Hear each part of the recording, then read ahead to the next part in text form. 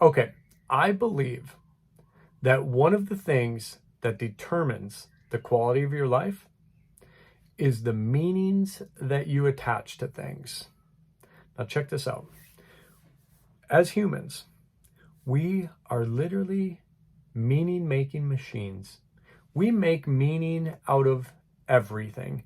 It's just the way our brain operates. It's how our brain makes sense of the world and like classifies information, I guess. So I'll give you a couple examples of some of the meanings that we make. One of them, classic one, is assumptions. We make assumptions about something.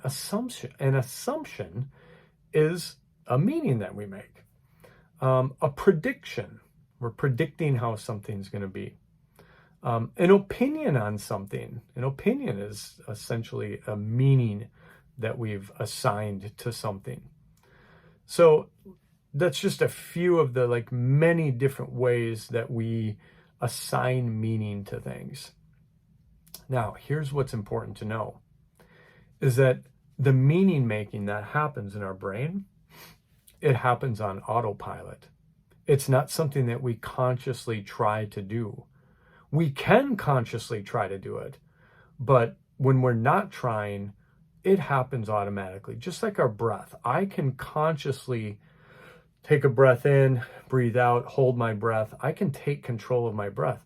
But as soon as I stop taking control of it, it just returns to automatic breathing. It's the same way that our meaning maker works. So now, the meaning that we attach to something is basically, it's black and white. We come to one conclusion of all the possibilities that could be there. We come to one conclusion. Do you think it's the right one? Well, sometimes, sure. And sometimes it's completely wrong. Sometimes it's like partially right. And sometimes it's just like, there's just so much more to it, but we just simplify it down to this one thing. And that's what limits us. I'll give you an example. Let's say that I come walking into the room and my wife makes a meaning and she says to herself, "Oh, he's in a bad mood. I can just tell." Well, maybe she's got evidence. Maybe she's seen this play out before. And so that's how she came to that conclusion. But if she believes that, whether it's true or not, what do you think happens to her? What do you think happens to her body language, her tone, the way that she treats me, how much eye contact she has with me, her ability to connect with me? It probably changes it. So let's say that all of that happens and maybe I am slightly in a bad mood. And then I see her and she shows up in that way. Do you think this brings this bad mood into fruition? Sure it does. Well, it could. Doesn't necessarily.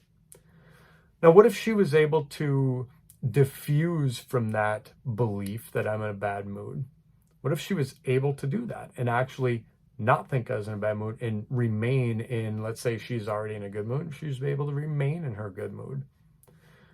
What do you think that's going to do? How's she going to show up to me then? Is that, again, maybe I'm slightly edgy, a little bit in a bad mood, but she's all spunky.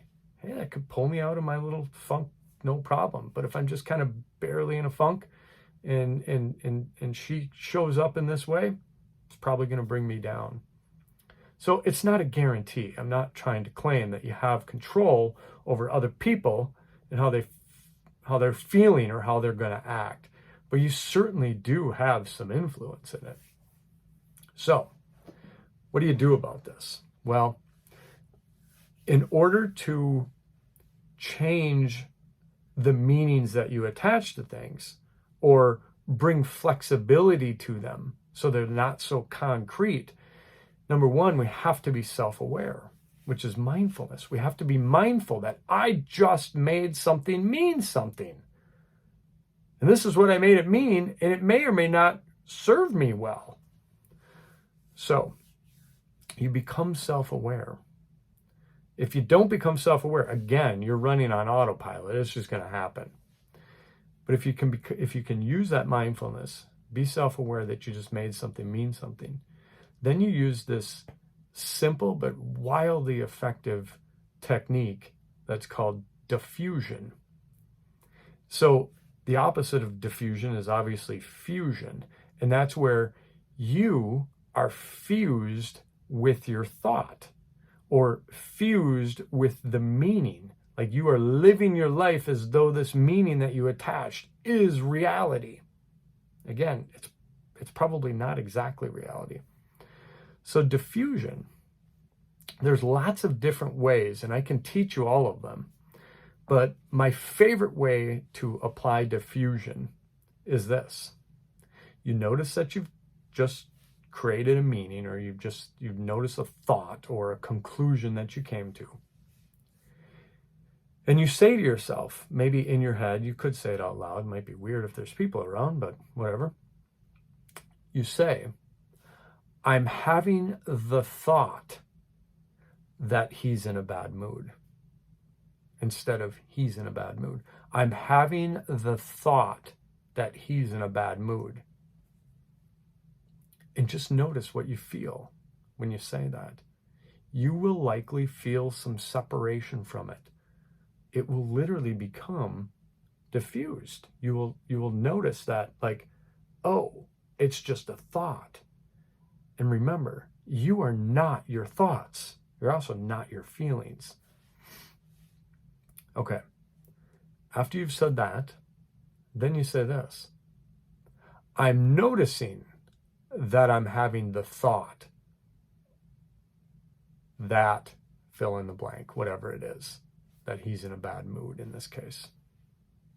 I'm noticing that I'm having the thought that fill in the blank.